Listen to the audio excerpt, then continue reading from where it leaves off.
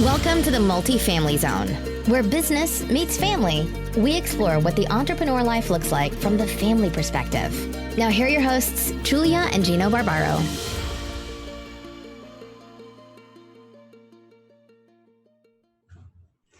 Hey everyone, this is Julia Barbaro, one of the hosts of the Multifamily Zone podcast. I am here with my co-host, my husband, and the co-founder of Jake and Gino, Gino Barbaro. Hey Gino. Hey Julia, how are you? Good.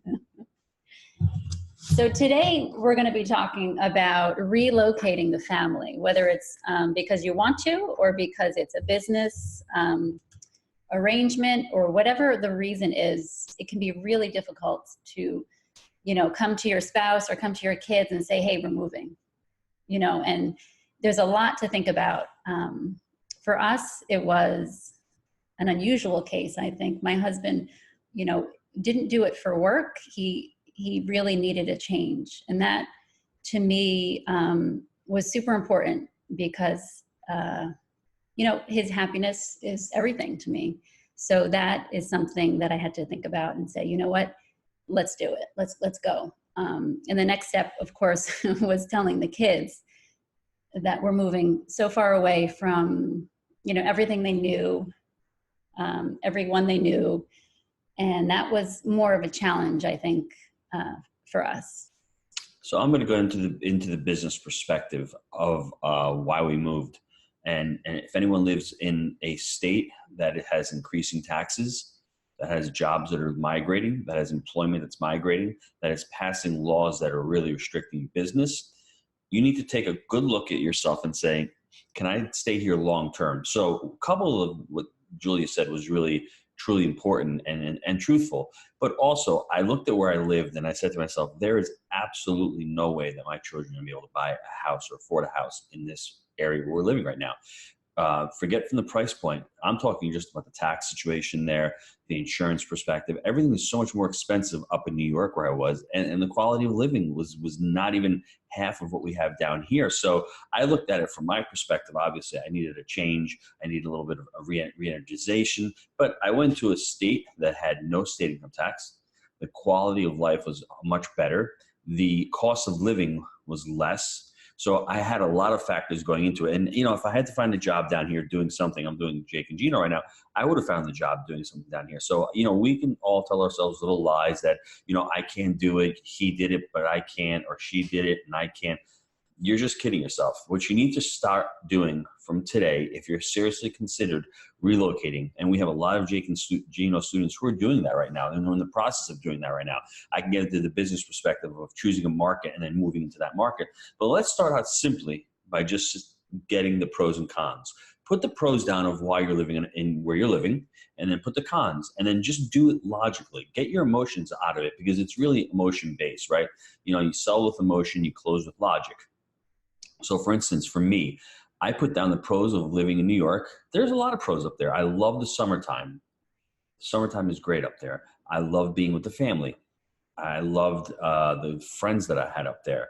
I love the comfort of being there. I love being known as Gino, who owned Gino's Trattoria. So there was a lot of pros there, right? So you say to yourself, wow, okay, let me put the pros down. Now, what are the cons? Now, this is just from my perspective. The cons were, it was just too expensive to live up there. I didn't think that my kids would be able to live up there. So I want to say chasing them, but I'd be moving to where they were going. I didn't like the winters. I didn't like where the government is going in New York with all these laws and all these reforms that they're passing, and how just, to me, it seems as if they're taking away freedoms up there. So that was some of the cons there. The other con was I wanted to invest in real estate in my backyard. That's why I moved to Florida, to Jacksonville, so I could, set up shop down here. So that was a big con, not being able to do deals in New York, but in doing deals in Florida, where I ultimately moved to. So take a look at the pros and match them against the cons, and be honest to yourself. Which one outweighs which? Also, another con was, my children. It was going to be difficult for my children to be able to move. And another con was, I don't know how my wife felt about it. Was she truly on board, or was she just doing this to make me happy? I don't know which one it is. I still don't know which one it is. She's laughing over there. But put them all together and make an honest assessment of yourself and work on yourself for a little bit. I know it's hard. It's really difficult. But if you don't do the hard work now, I don't want you to have a life of regret 5 years later saying, you know what, I should have done it. And I'm going to give you a golden nugget right now. It is never the right time to move. It's never the right time to have a kid. We have 6 children. Was it ever the right time to get pregnant? Never. Was it ever the right time to buy a deal in real estate? Never. Was it the right time to move? I'll give you our progression. I know I've been speaking for a while, but I'll give you our progression of our story. We put our house on the market in August of 2015. We got a bid on the very first day we put it on. We were freaking out. I couldn't believe it. And you know, in real estate, when they say the first bid is usually the best bid, well, that was. But I was not ready mentally to take that. And so we didn't take the bid. So we struggled along. And if I had done that, I would have gone down to Jacksonville sooner. I would have lived in the city of Jacksonville instead of coming to St. Augustine. So we didn't take it. It gave us time to think, gave us time to clean out our house. It gave me time to mentally prepare to start leaving for the restaurant. And I came down here in January of 2016 with my wife. It was a freezing day up in New York. It was raining down here in the 50s. We come down here, we're looking at the markets, and we're like, you know, we don't really like Jacksonville that much. So we were fortunate that we didn't sell the house that first offer. We fast forward it in March of 2016, we end up taking 2 months off. I leave the restaurant in March full time. I leave the restaurant in May and June of 2016. I decided with the family to take a 2-month hiatus and come down to Florida and live there. And that's what I recommend everybody do. Come down here and live wherever you want to for a couple of weeks, experience it. Rent a house. We rented a house for 2 months, 1 month in St. Augustine and 1 month in Ponte Vedra. They were like 2 of the best months. It was awesome. We got a golf cart. We went fishing. We lived the Florida experience. So we really, truly embodied that. But yet we still miss New York because our whole family was up there. So the week after the 4th of July, we packed the car and drive back up. And we stayed there in New York for the next 7 months. March of 2017, we decided to come to St. Augustine, rent the house for the month in the city, which was awesome because we've never lived in a city before. You can walk to the post office, you walk to the coffee shops. My credit card got hit a little bit that month because the little one was going. It was fun. They were going to coffee. So we stayed there, and as we stayed there, you know, as luck would have it, we sold the house in March of 2017 in New York. So we got the contract signed. We actually ended up doing the closing in August, but we decided to move June of 23rd of 2017. We decided to leave that. So we packed everything up and we left, and we've been here for almost 2 years. And that's how it worked out for us. You don't have to make a rash judgment. You can take your time. You're going to need to do a few things. You're going to need to figure out how to clean out the house. And listen, it's not the easiest thing in the world. We had 6 kids. We had to get 2 cars, 6 kids. We had to relocate tons of furniture. We came down here in March. We signed the contract with the gentleman in this neighborhood. We were able to hold the house for 3 months and pay $1,000 a month for 3 months of rent. So things really worked out. And it's not going to be, nothing is easy in life that you really like. And it wasn't easy, but I think that's probably, other than marrying my wife and having my kids, probably one of the best decisions I ever made in my life was to move down here. And the great thing about it is that I'm in Florida. I can be in New York in 2 hours, and I'm there like 3 or 4 times a year. We go twice a year, and I go there for a couple more times for business. Everyone comes down here on vacation. And the funny thing is, it only takes the first person to be slaughtered. I was led to slaughter, and now there's other people that want to move down here, that follow me, that see it, that are obviously scared, but they've got me down here. And I was, by myself. It was hard because we didn't have friends in the beginning. It was all about hanging out with our family, and eventually you will make friends down here. Well, this is, what Gino's, he basically gave you the whole. I'm really sorry about that, but I wanted to lay out it all chronologically and show people that it takes a long time. Not only did it take a long time, but it was a lot of steps, a lot of, like when you said that first offer that we got was kind of like, this is real. Oh my gosh, are we really doing this? And we both kind of freaked out and said, no, we don't want that offer. We did lose out on some money, but it was actually good for us in the end. But this whole experience was so important to, we had a solid foundation in our marriage. And that's what I always am trying to teach somebody, is that I get a lot of, how do you work with your husband? I can never work with my husband. We're so different. We see things differently. That's great. I think that's so good. And this was that situation where it was kind of a test. Okay. He came to me with this crazy idea. What'd you think the first time I said that to you? Honestly. I thought, I was very calm, and I thought, you know what? Sure, why not? I don't know. I don't know. This is another golden nugget for everybody listening. You tell and you persuade the question with, you don't ask her when it's July 18th and it's 88 degrees outside. You ask her you when have it's to remember, January 15th. there was more to it. He came home from work looking miserable. So right then and there, you asked me that question. Yes. So let's back up one way I did. Well, let me finish what I'm saying. So this whole thing was a good life lesson for us, because if we didn't have that foundation of communication, this whole thing would have been a disaster. I would have maybe said yes, but then resented him forever and said, oh, you took me away from everything I knew. I'm so upset here. You have friends. I don't, blah, blah, blah. I could have been really negative, and it could have been really, really bad. And I could have blamed everything wrong on the kids, on my husband. He took them away from everybody, but I didn't. I chose not to. I chose to say, yes, I'm all in. Let's all go. Let's just see what comes of it. Worst case scenario, we move back. That's the worst case. So what? We move back. That's a great point. And I stress that all it is you're losing money, and it's nothing other than that. I'd rather lose money than live with regret. Right. I wanted to finish that story by saying it was February of 2014, and we had, quote unquote, the first polar vortex ever. And that's when they started naming it polar vortex. And I was wearing I felt like my dad. I was wearing like long johns and it was miserable. Right. It was 10 degrees during the day. The pipes are freezing in the restaurant, and I'm sitting there with a hair dryer, getting off there. The pipes are frozen. I'm thinking to myself, I just don't want to be doing this. I come home, I'm dirty and I'm freezing. I'm like, what do you think? I mean, what do you think? It's not going to happen overnight. It's going to take some time. It's going to take some planning. And this is coming from somebody. So you have limiting beliefs. We all have limiting beliefs. I've been doing the restaurant for 20 years plus. And I was thinking to myself, how am I going to find another job or occupation in Florida? I don't have skills other than a restaurant. I was thinking at the time. We have no contacts down here either. Yeah, I mean, we didn't have. I didn't have the skill set to say, okay, I'm going to transition to another job. Luckily, I was working with Jake, and we were doing the real estate, so that's what I was going to fall back upon. But I didn't have Jake and Gino yet. I just had a lot of desire. I knew why I was doing it, and from knowing why you're going to do it, you can figure out how. Mm-hmm. And so the next step from there was to know that everyone around you would be against you, right? And that's really what happened. Every single person we talked to was devastated, because we weren't leaving because Gino had, job transfer. We were leaving because we wanted to. So maybe to them it was kind of, they don't want us, who knows what they were thinking, but nobody was for it. So my mom is probably never going to hear this podcast, which is great.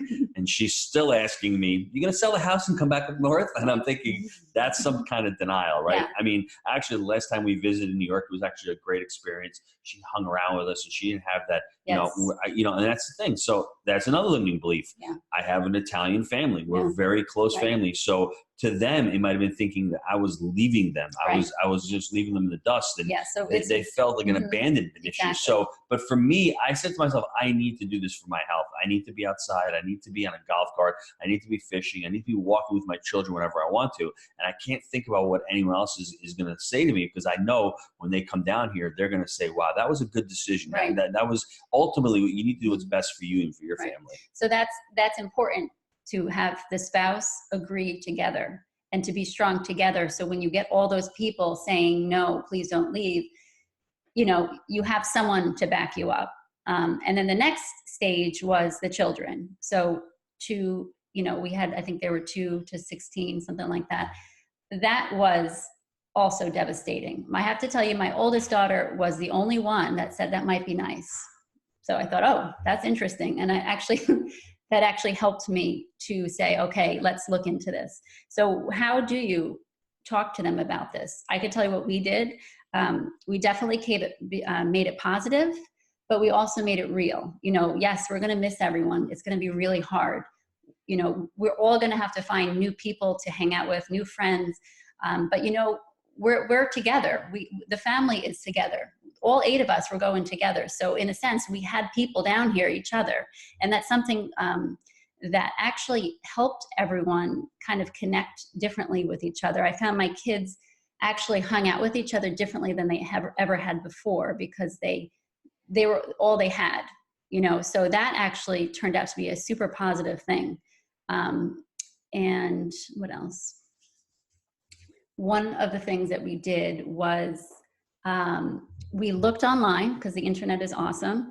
And I said, okay, kids, what are your hobbies? What are your interests? Let's look online. Let's look around where we're going to be living and what we can do down there to kind of get them excited about something, you know, whether it was beach volleyball, which we never ended up doing, but, you know, getting bikes for everyone when we came down, buying the golf cart, which was incredible for them to think about. So we kind of put like some positive things in there to say, you know, let's look at this together. Let's look at houses online together, where you want to live.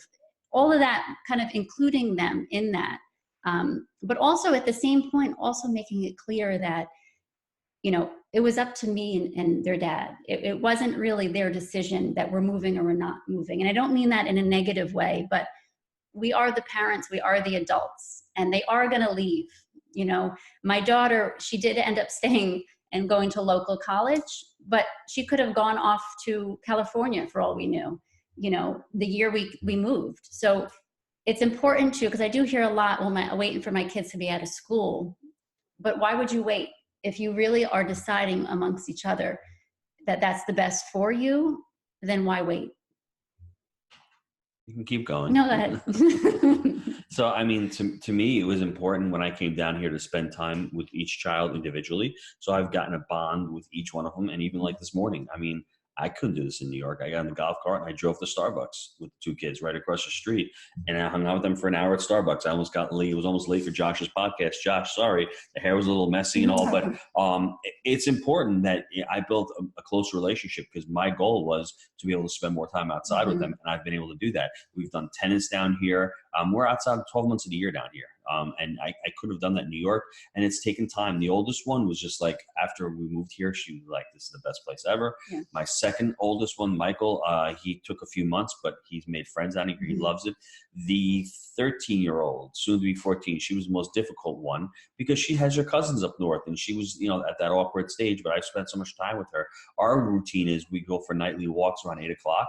While my wife is watching Fox News, that's what we're doing. I'm going for a walk through about 40, 45 minutes, and we spend a lot of time, and it's great. It's a great bonding time. And, you know, she told me 2 weeks ago, it was really a good idea to move down here. You know, I mean, it's because, you know, it was at that point where every week we're getting texts from her cousins in New York. It's raining today. It's snowing today. It's terrible out today. We're down here. It's just like, you know, it's wonderful. So she got over the hump. So you treat each one of them individually. The younger ones, they're really happy wherever they are. Cecilia, she makes friends with anybody. Laura just goes with mom, and Veronica was a little bit tough also, but you know, and they do miss up north. They should miss, and it's up okay. north. And I think that's okay to remind them that yes, we struggle too.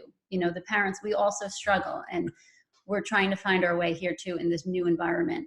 And it's good for them to see that, because then it's okay that they're upset. You know, one of the things that we definitely did do was we invited family down, and we would fly them down to visit, which really helps, because that's what I noticed, that, you know, when you're around people all the time and you're used to them, you kind of take that for granted. And I found that when we moved, you know, to see my sister or my brother or my mom at the time, it was exciting. You know, before it was like, oh yeah, we'll see you next week, you know, cancel the. So you do look at things differently. So all those things you took for granted, you don't anymore. And the kids also do the same thing.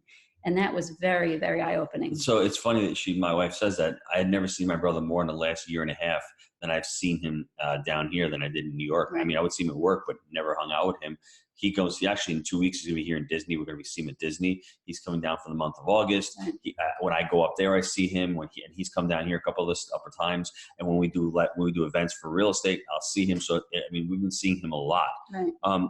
What we're going to do in a future podcast is we're going to podcast and interview a student who's made the transition, because it's pretty important for you to hear from other people, not just from Jake and Gino, our story, because Jake did the same thing back in 2011. He decided to leave.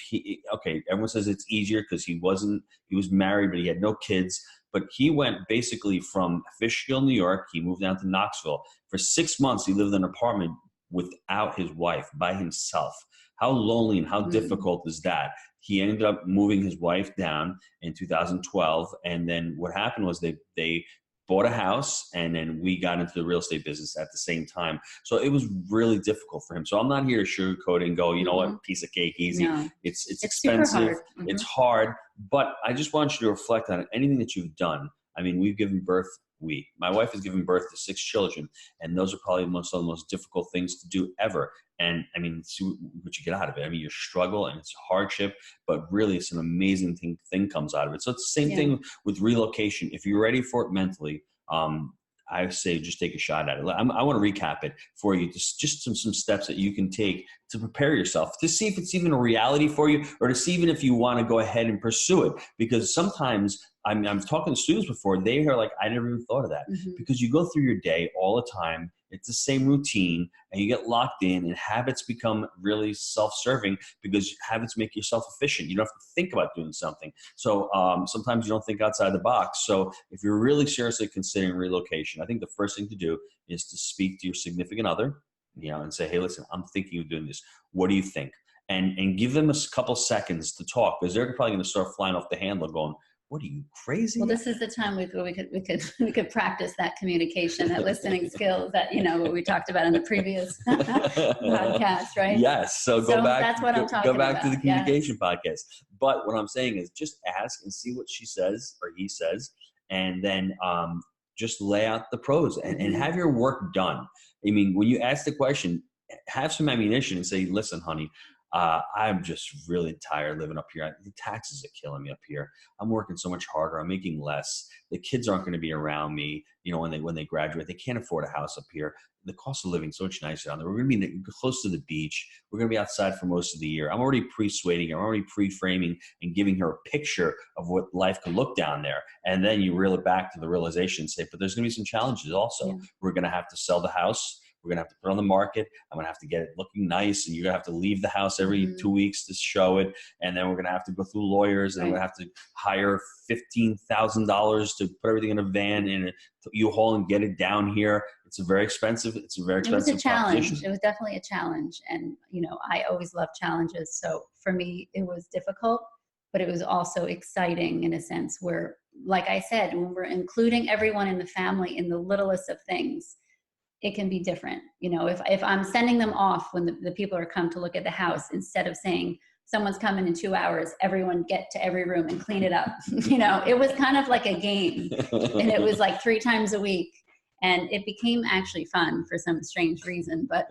I thought, wow, I can see what you're capable of. Now I don't need a cleaning person to come, but you know what I mean? So if you obviously keep it real, but put a positive spin on it, I think it really makes a difference with your family. I would like everybody who's listening to the podcast, if you have any questions, just leave them in the show notes or just email me at gino@jakeandgino.com. Let's take a quick break for our sponsor.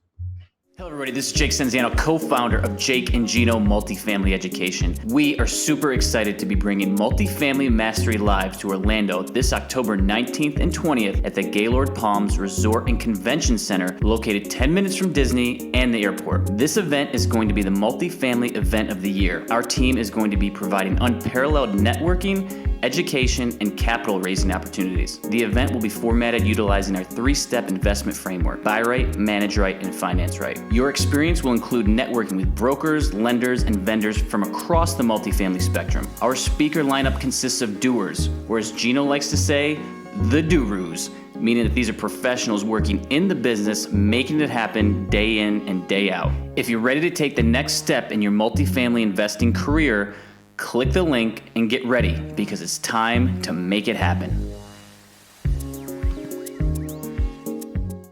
All right, we're back. Like I said, leave us questions below in the show notes. How did you guys do it? What would you think? If you'd like to ask me about certain markets that you're looking at from a real estate perspective, I can help you out on that. But for me, and for any students who are looking to get into real estate and buying multifamily and want to do it in their backyard and are living in a market that they can't, such as, let's say, California or Portland or parts of Washington, and they want to change, I would seriously consider looking at a market that's emerging that you can find deals in. And then look, the other thing that I forgot to mention is, what is your lifestyle? Are you a hiker? Do you like the mountains? Well, Tennessee, Smoky Mountains is great. Do you like the beach? Well, maybe southern parts of Texas and parts of Florida on the Panhandle and on the East Coast are great. Do you like, the mountains? Maybe North Carolina would be a great place also.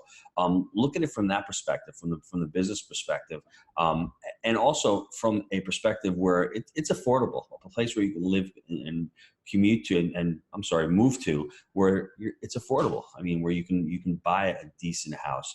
But the first thing I would honestly do is I would check it out, go on vacation there, and then when you move there, I would rent. I would definitely rent for the first 6 months to a year. That's what we did. We were able to rent our house here. We loved the neighborhood. We loved the area. And coincidentally, 8 months after we moved, we ended up buying the house right across the street because, the situation is when you have 6 children, you need a bigger house. And that was the only one that fit us. Mm-hmm. I've gotten everything that I needed from this house. I love it. But just not making that rash decision. When you make a rash decision is when you make a mistake. When you pull the trigger, I mean, there's some times in life when you need to commit and figure it out. Right. This is not one of those. Yeah. You don't want to, you can commit to it. Yeah, it's important to get clarity. But you need clarity, and you need to have a plan. Right. And this is when maybe you can solicit the help of a life coach. Right.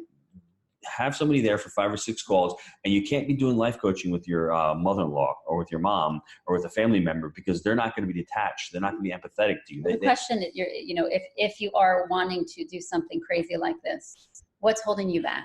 Where is the fear coming from? What is it? You got to find that, because most of us will not take a step if we're afraid. And that's so common, especially I see in life coaching people, and half the time they don't even know what they're afraid of. It's just the unknown, and that's it. So that's what Gino's talking about. Go and visit. If there's somewhere that you're thinking about relocating to, go and visit. Bring the whole family. Live as if, for the week that you live there, not on vacation. Just go to the grocery store, cook at home, be normal for the week or two. And see it, make it known instead of the unknown, make it known. And that will really help you with that fear. And if you're really miserable where you are, put the acronym FOMO, F-O-M-O, right wherever you can see it. And I was joking around with my wife. She didn't know what that meant the other day. And she still doesn't know what it is. It's fear of missing out. So what are you missing out? I knew the reason why I chose Florida is I would come down here 10, 15 years ago, and we'd go on vacation in July, and I'd jump in the water and I'd be like, man, this would be just amazing if we lived here. And then I never really thought about it after that. And then I said to myself, man, fear of missing out the next 10 or 15 years of my life where I could be doing that, be living in a place where people are on vacation. So we do that. We walk to the beach and we literally say every single time, the two of us, do we really live here? That's the thought. Like, I can't believe that we did this. And so use the fear that way also. Mm-hmm. You have a fear of making that commitment, but also that fear of not making that commitment and missing out on going to a place that's really cool to live. So use it from those both perspectives. Yeah, Ms. Barbaro. That's it. Let's wrap it up, baby. Let's wrap it up. You did. You wrapped it up. Any other action steps? No. It's all about clarity. Get clarity. Are you really seriously thinking about going somewhere else? Talk to your spouse, because they're the number one person in your life that has to be on board. And if they're not on board, talk openly about it. Say, listen, let's talk clearly. Here's why I want to move. Here's what I think we could get if we move. The kids will be fine. I promise they will be fine. Our kids were fine, so therefore most kids will be fine. Yes. And I think finally, what's the point that I want to bring across is don't rush. Mm-hmm. It doesn't have to happen in 3 months or 6 months. Right. This can be a 1-year plan, a 2-year plan, a 3-year plan. But if you don't plan, planning to fail is failing to plan is planning to fail, basically. You need to plan it out, and you need to think about all those moving parts. Mm-hmm. And you know what? If you have to move in the middle of the school year, so be it. It all works out. I find that everything does work out. We panic and we worry about the littlest of things. And worry really never, ever does anything for us. Mm-hmm. It just causes anxiety, wrinkles, the whole thing, So there's no reason. You can always think through clearly, I actually looked at it more as like a fresh start when we moved down, and it was kind of nice, I have to say. So if you have any questions for any future podcasts or for this podcast itself, just email me at gino@jakeandgino.com, and I'd love to get back to you with any questions. Just want to thank you all for listening and for being part of our community. I want to thank my wife for getting on here for preparing the show. And we've got a new background here, so rocking the studio today. So just want to thank you all for listening and hope you all have a great day.